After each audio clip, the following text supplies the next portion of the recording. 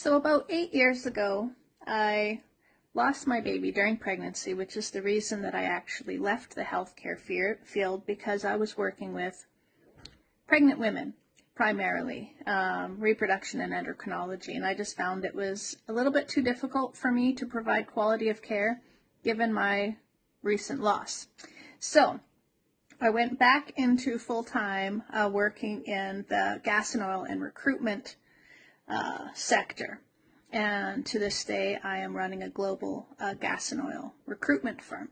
And the reason that this is important is because of what I am seeing as an executive in this industry happening right now as a result of the COVID vaccines. And it's something called succession planning.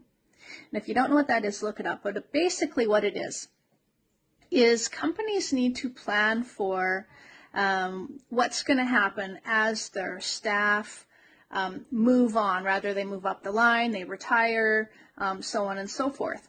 And succession planning is something that I help companies with professionally by offering them recruitment services. So they'll come to me and say, hey, we're going to need 100 guys to, staff this rig, so on and so forth.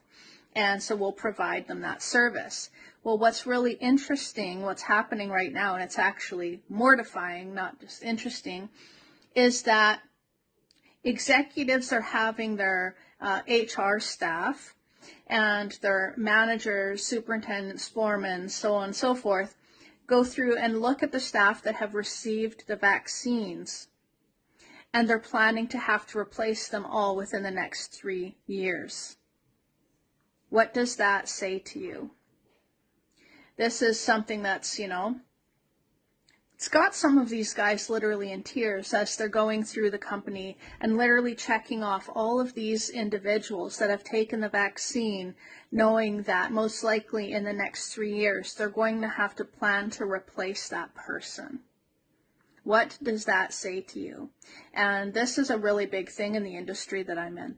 And a lot of talk going on around this at the moment because these massive companies, massive gas and oil companies, are looking to have to replace thousands of personnel.